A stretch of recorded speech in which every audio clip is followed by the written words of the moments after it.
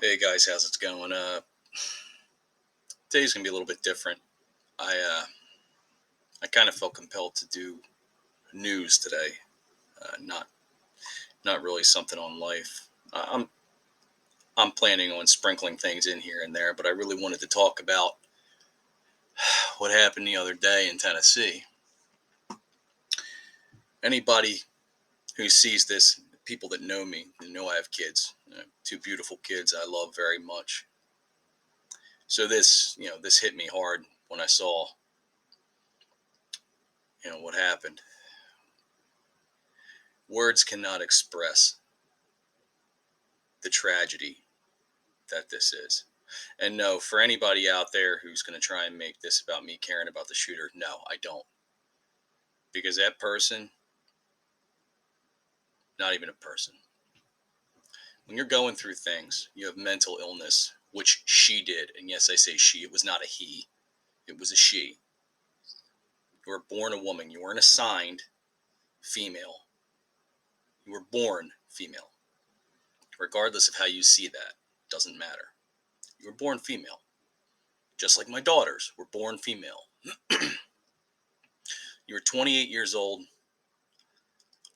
You were pretending to be a male. I don't know if you were under doctor's care and getting male hormones and testosterone and everything else, but you failed the true test of life because you took innocent life for no good reason. Doesn't matter what reason you had, it was no good reason. It's bad enough that you took the lives of three adults who all they were there to do was care for children. But you took the lives of 3 or 9 year old kids. 9 years old. Their lives hadn't even started yet. They couldn't even define what life really was for them. You don't deserve an ounce of remorse, not even a little. I don't know what your parents were like. I don't know if they were good people, bad people. I have no clue. I imagine they're suffering too because they're probably asking the same question we all are at this moment, and why? So I apologize to anybody watching this if I get choked up and I have a hard time talking. I'm going to do my best to get through this video and not make it too long, but I wanted to come on here and kind of share my thoughts. Me and Kitty Pool are going to sit here and talk about a few things. So I want to start with the people who were the victims of what happened. Okay.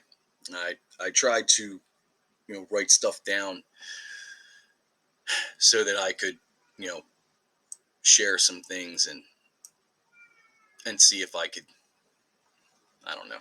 I can't shed light on anything, but maybe I can try to start making sense of all this in my own head. So let's start with Mike Hill. He's pictured in the middle. 61 years old. He was a school custodian. He also worked in the kitchen, from what I understand. He was the father of 7 children. He had 7 kids who now don't have a father.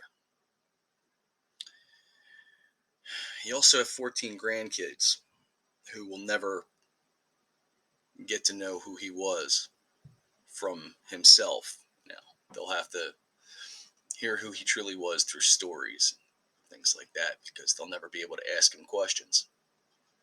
He's just gone because someone decided that he was a good target. People say wrong place, wrong time, but what do you call the psychopath with the gun? I call that person being in the wrong place at the wrong time because she shouldn't have been there. Next person is Catherine Kuntz. I understand she was the head of the school and she was killed while she was trying to protect the kids.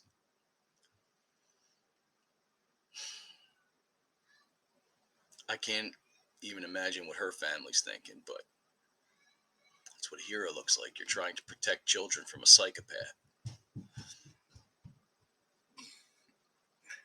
Makes you a good person in my book. The third adult 61-year-old Cynthia Peak. She was a substitute teacher.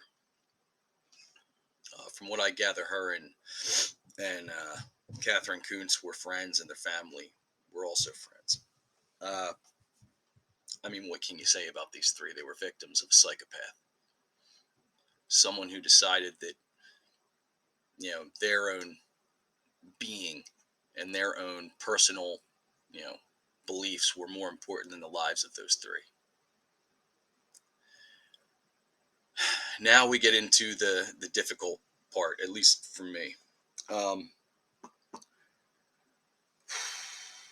this is going to be a little tough for me. I apologize because I have two daughters that I love very much. First one is Evelyn Dykehouse. I believe that's how you pronounce it. 9 years old. She probably went to school, just like her parents sent her to school that day to learn and have fun and see her friends, get through the day just like anyone else.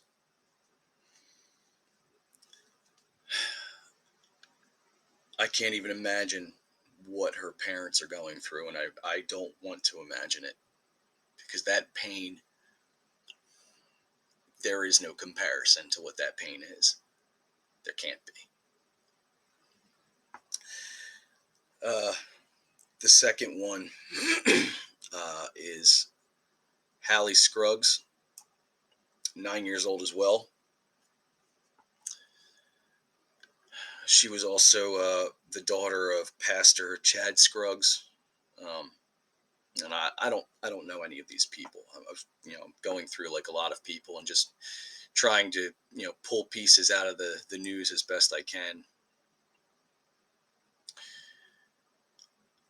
Their families, I mean, they're shattered to pieces today. You know, I can't even imagine. Look at her. They're just young and full of life, and now it's gone. The third person was a little boy named William Kinney, also 9 years old. There's no picture that I could find. I imagine the family doesn't want the picture of the child put out, which I understand. I imagine they don't want to be bothered. They don't want the rest of the family finding out this way. They probably wanted to start making calls and let everybody know, and hopefully have a day of peace with their family so that they can mourn together. And I completely understand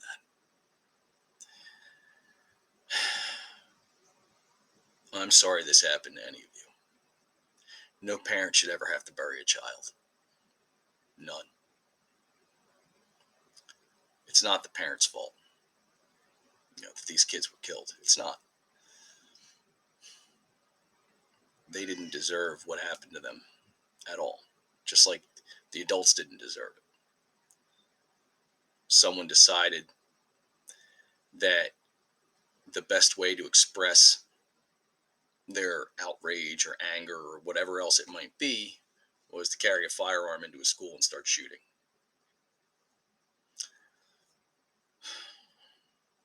Unreal to imagine this happening. I know this isn't the first time something like this has happened in this world, but this is the first time I'm really getting a chance to talk about it. So I want to say I'm sorry for all of you that had to deal with this. This is terrible.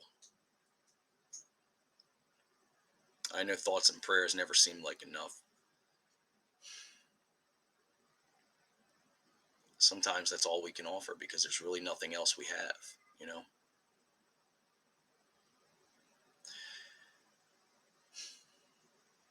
I truly hope someday you're able to come to peace with what happened, because that's really all you can do.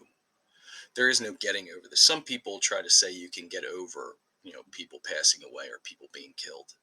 You don't get over it. You never get over losing somebody that you love with all of your heart. You don't. I've been through it too many times to count.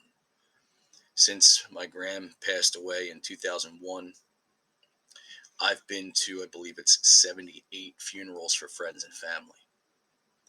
So, loss is not something you ever get over. You just learn to live with it a little more each day. So, for right now, I'm going to end this video. I'm going to put something out a little bit later about the scumbag who shot these people, and maybe try to make sense of all of this, you know, as best I can. Because I'm an imperfect person just like everyone else, and just trying to figure this out. So,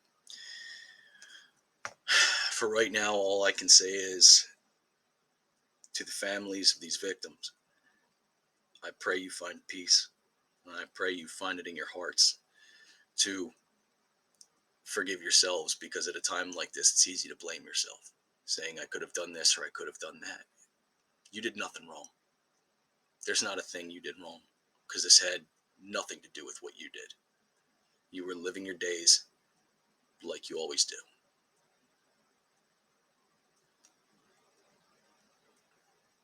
And for these 6 lights that have now been extinguished, I pray the Lord keeps you, and I pray the Lord takes care of you. You know, and I say this a lot, but for all of you out there, your friends and your family, they are so important. And Father Time marches on, whether you like it or not. Someday, we're all gone, and all we have is memories. It's a terrible thing to think about, but it's true. Which is why it's important not only to live your life to the fullest every day, as best you can,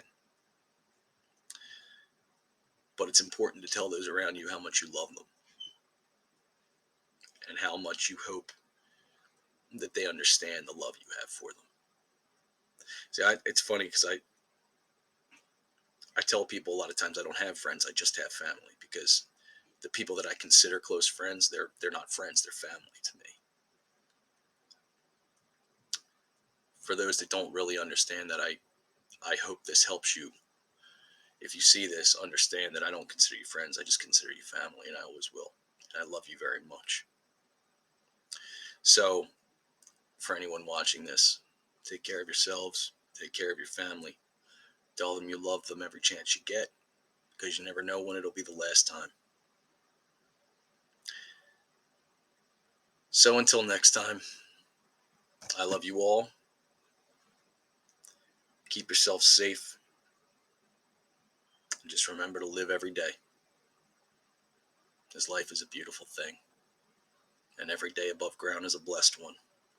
I love you. Take care. Talk to you soon.